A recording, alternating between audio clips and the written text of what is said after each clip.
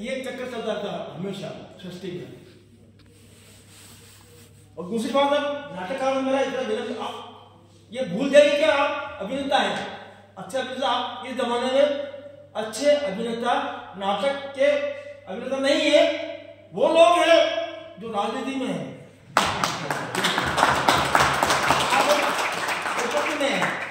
नहीं। तो आप नाटक के लेखकों को और अभिनेताओं को हमेशा उन लोगों से सीखना चाहिए जो चीज हम रोजमर्रा देख रहे हैं, अखबारों में, टीवी में और सीरियलों में, भाषणों में देख रहे हैं कैसे भाषा को नए नए रूप, नए नए मोड़ और नए नए तोड़ दिए जा रहे हैं। तो उसके सामने अच्छा नाटककार, अच्छा स्क्रिप्ट राइटर भी शर्मा जाता है कि मैंने इतनी संभावना क्यों नहीं देखी भाषा में, मैं भाषा के साथ क्यों नहीं मान पाया। जो लोग मान रहे हैं, भाषा को मान रहे हैं, है ना, तो वो चीजें है। तो इसलिए क्या है कि असल नाटक चला गया नेतोसी में, और जिनका नाटक लेना नहीं, उनका पूरा 24 घंटे का कार्यभार उसी में सिमट गया है। उन्होंने पूरे देश को या पूरे इस परिदृश्य को उन्होंने एक स्टेज बना रखा है, और उन्होंने मान लिया है कि जो हमने कह दिया वो सर्वमान्य है, किसी को सवाल करने का अधिकार है ही नहीं। इसलिए आप चलते रहे। दूसरी बात यह है कि एक बहुत बड़ी बात, बहुत अच्छी, एक बहुत शानदार शायर हुए अकबर इलाहाबादी, बड़े खतरनाक किस्म के शायर थे, तो छोटी बातें छोटी छोटी इन दुखों को बात करते थे। तो उनका शेर याद आया मुझे, तो वो शेर से आप समझ लीजिए कि आज की राजनीति और कला का संबंध किस तरह का है। तो छोटा सा आप ध्यान दें, वो कहता है एक अकबर इलाहाबादी, थी शब तारीख, एक दिन रात की बात है, थी शब तारीख कि चोर आए, जो था सब ले गए।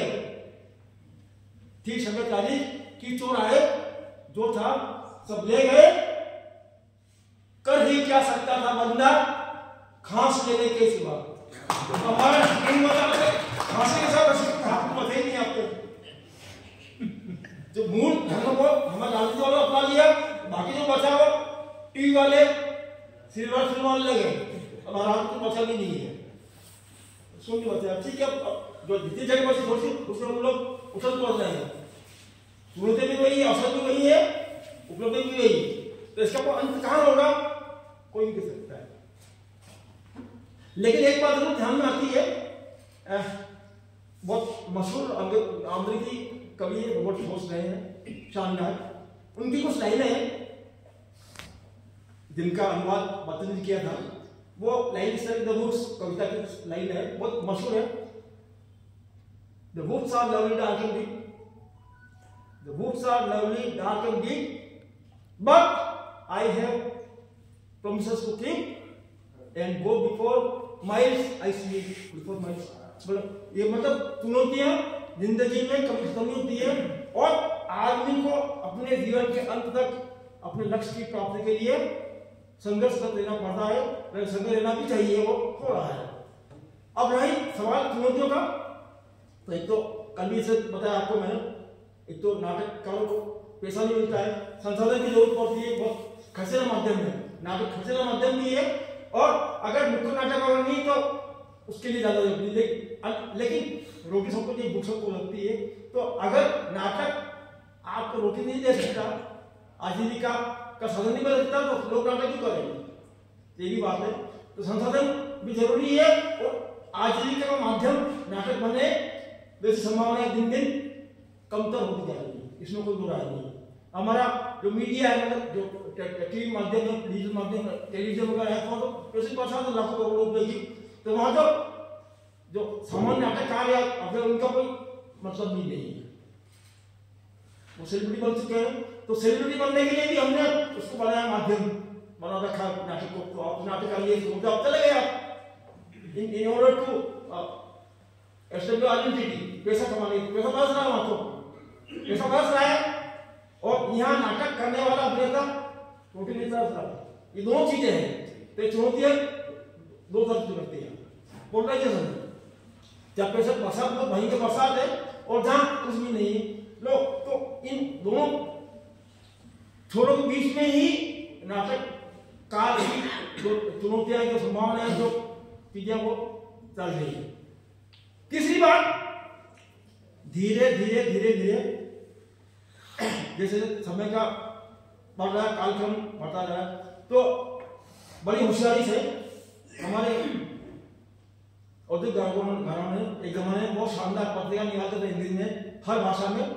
तो बड़ी सफाई चालाकी से उन पत्रिकाओं को बंद कर दिया और उन पत्रिकाओं के जमाने में नियमित रूप से कलाओं की समीक्षा होती थी, कलाओं की प्रस्तुति होती थी और कलाकारों के इंटरव्यू वगैरह होते थे। समाज से कलाकारों का सीधा जुड़ाव उन पत्रिकाओं के माध्यम से होता था। हालांकि वे तमाम पत्रिकाएं बड़े पूंजीपति घरानों की थी, तब भी पूंजीपतियों का उस वक्त कलाओं में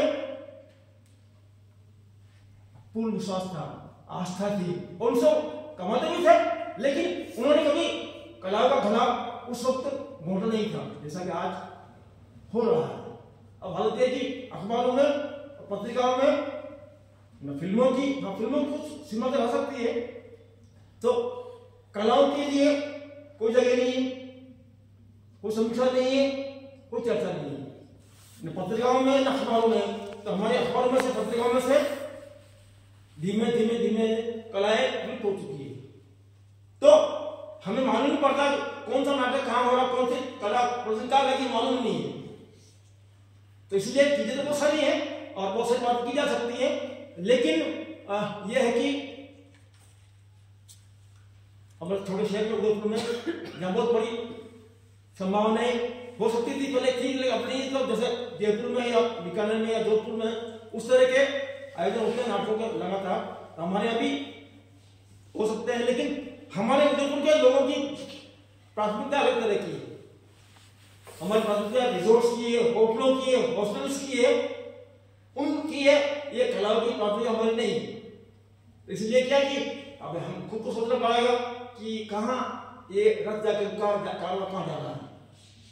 तो बहुत सारी चीजें, बहुत सारी बातें हैं और साहित्य अकेडमी, राजस्थान साहित्य अकेडमी ने भी अपने अपने स्तर पर बहुत सारी बात करी, लेकिन मूल मुद्दा यही है कि नाटक लिखने वालों को प्रोत्साहन नहीं है, नाटक करने वालों को प्रोत्साहन नहीं है और नाटक देखने वालों के लिए भी उतना स्पष्ट नहीं है कि लोगों को समझ नहीं है।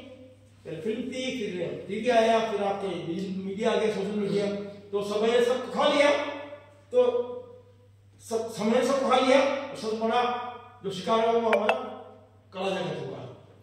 बहरहाल तो आपने मेरी बातों को ध्यान से सुनना और मुझे बोलने का अवसर दिया, जिसमें सुनील, शैलेंद्र जी टीम को, पूरी संस्था को बधाई देता हूँ, अकेडमी का धन्यवाद कि उन्होंने इस अच्छे आयोजन के लिए ये जगह सुलभ करी, अपना सौजन्य दिया और आप सब यहाँ पधारे, उसके लिए मैं आपका बहुत बहुत आभार व्यक्त कर रहा हूँ। धन्यवाद। और